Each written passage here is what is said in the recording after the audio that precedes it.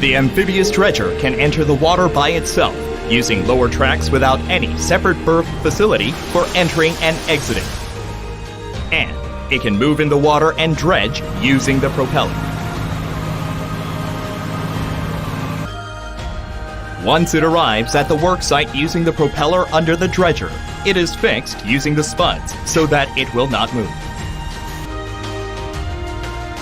Bucket dredging can be carried out on sites where pump dredging is impossible. And a rake bucket is installed on the front to remove reeds for dredging. The clamshell can be used to dredge polluted soil deposits or wastes in the water.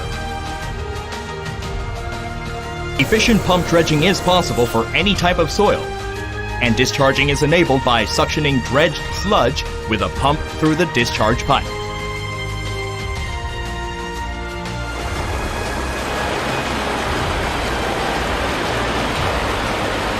Easily self-loaded by itself using buds.